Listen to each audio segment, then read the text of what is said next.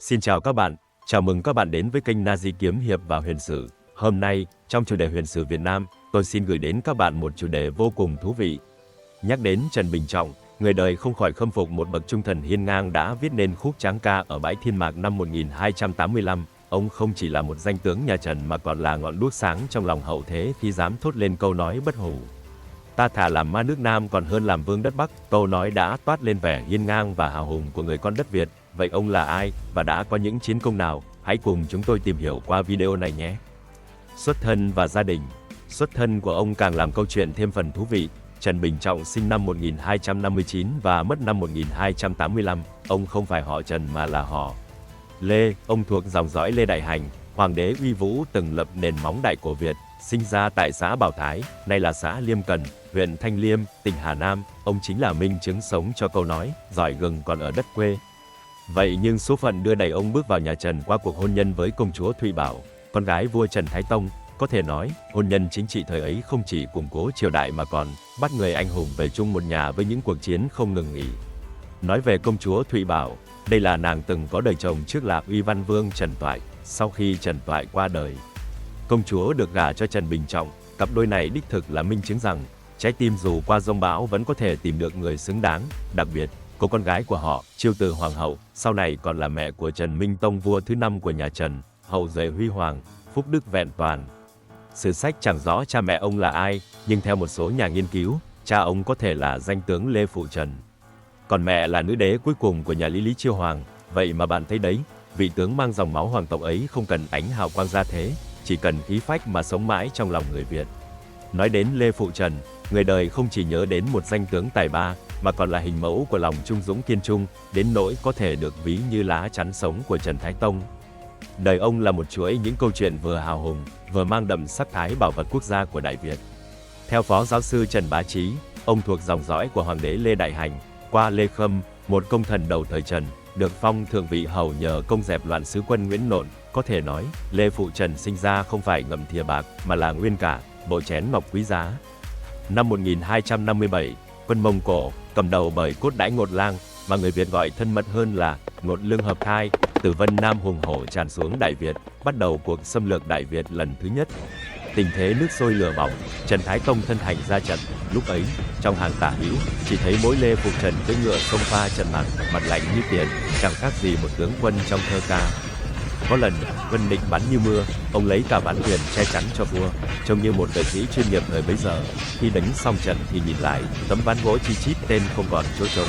Cũng nhờ ông mà quân ta giữ vững thế trận, khiến quân Mông Cổ phải nếm mùi thất bại tại Đông Bộ Đầu vào cuối tháng 12 năm ấy. Sau chiến thắng, Trần Thái Tông tổ chức phong thưởng công thần.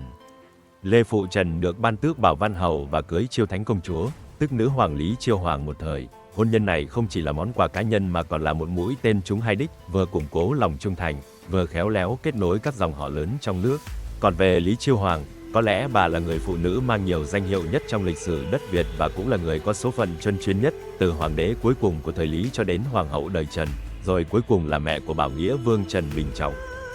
Sử sách còn ghi chép về em gái của ông là An Tư Công Chúa, bà cũng đã góp công trong công cuộc bảo vệ đất nước. Lá chắn bất diệt trong cuộc chiến giữ nước.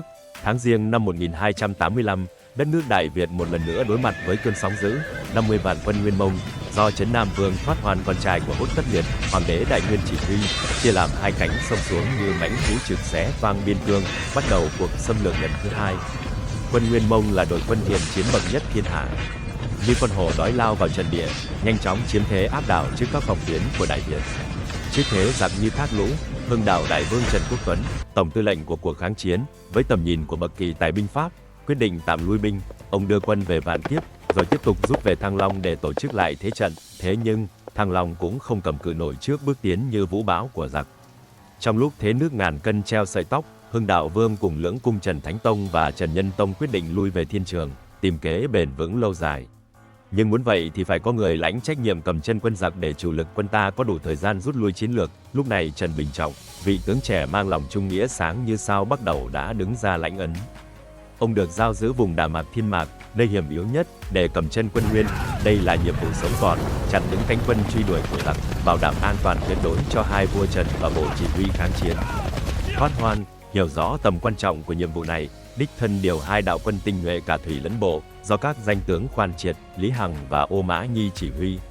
Truy đuổi giáo giết bằng kỵ binh nhẹ và chiến thuyền nhỏ, kế hoạch của chúng là bắt bằng được hai vua Trần, bẻ gãy ý chí kháng chiến của Đại Việt trong một trận chiến duy nhất. Tại bãi Thiên Mạc, Trần Bình Trọng và đội quân cảm tử của mình dựng nên một phòng tuyến cuối cùng. Trước biển người của quân Nguyên, ông không hề run sợ, lá cờ đỏ thẫm tung bay trong gió, tiếng trống trận vang lên như lời thề sinh tử. Trận đánh diễn ra ác liệt, từng bước chân của ông là từng giọt máu đổ xuống để đổi lấy sự an toàn cho đất nước. Cuối cùng, vì sự chênh lệch lực lượng quá lớn, Trần Bình Trọng bị giặc bắt, nhưng cái giá mà giặc phải trả cũng không hề nhỏ. Chính trận chiến Thiên Mạc đã làm gián đoạn hoàn toàn đường truy đuổi của quân Nguyên. Hai vua Trần cùng bộ chỉ huy đã rút lui an toàn, sẵn sàng cho những trận đánh sau này. Lời thề bất khuất vọng thiên thu.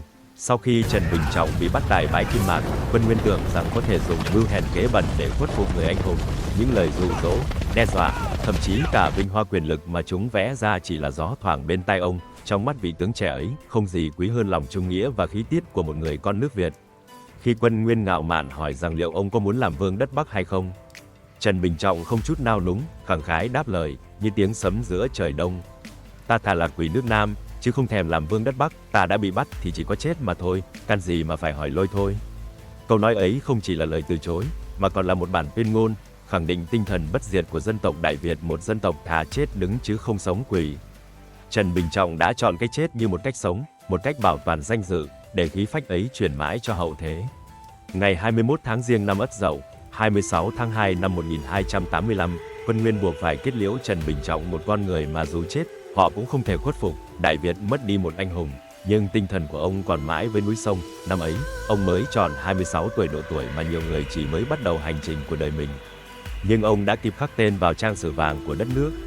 Thi thể ông nằm xuống, nhưng linh hồn bất khuất của Trần Bình Trọng mãi mãi là một vì sao sáng trên bầu trời Đại Việt, soi lối cho bao thế hệ người Việt đứng lên bảo vệ Giang Sơn, gấm vóc.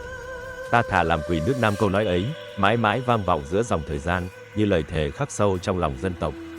Người anh hùng sống mãi trong lòng dân tộc, Trần Bình Trọng, vị tướng trung liệt, đã trở thành biểu tượng bất tử của lòng trung thành và khí tiết kiên cường trong lịch sử Đại Việt. Sử gia đời sau tôn vinh ông như ngọn cờ sáng ngời của lòng trung nghĩa, khi đặt quốc gia và hoàng đế nhà Trần lên trên cả mạng sống của chính mình.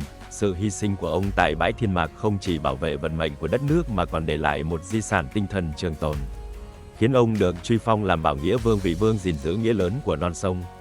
Tên tuổi của Trần Bình Trọng không chỉ được khắc sâu vào sử sách mà còn in dấu trên từng con đường, góc phố, ngôi trường ở những thành phố lớn như Hà Nội, Hải Phòng, Hồ Chí Minh, Đà Nẵng, Hạ Long, Uông Bí, Đà Lạt và nhiều địa danh khác trên khắp đất nước Việt Nam. Tên gọi ấy không chỉ để nhớ, mà còn là lời nhắc nhở về một thời oanh liệt, khi những người con đất Việt dám lấy máu xương mình để giữ vững cõi bờ. Hình tượng người anh hùng ấy còn sống động trong những trang văn, tiểu thuyết bên bờ Thiên Mạc của nhà văn Hà Ân đã tái hiện lại trận chiến huy hoàng và sự hiên ngang của Trần Bình Trọng, khiến mỗi dòng chữ như một khúc ca bi tráng, để mỗi lần đọc lại, lòng người thêm rực cháy tinh thần yêu nước. Trần Bình Trọng không chỉ là một con người của lịch sử, mà còn là một tượng đài bất diệt, soi sáng con đường cho muôn thế hệ người Việt đứng lên bảo vệ và dựng xây Tổ quốc. Tên ông, khí phách ông, mãi mãi vang vọng như tiếng hịch hùng tráng giữa lòng dân tộc.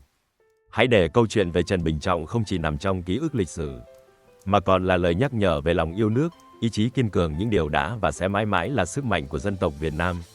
Nếu bạn yêu thích những câu chuyện lịch sử hào hùng, hãy nhấn like, share và subscribe để cùng tôi lan tỏa tinh thần dân tộc và những giá trị bất diệt này nhé. Cảm ơn bạn đã xem và hẹn gặp lại trong video tiếp theo.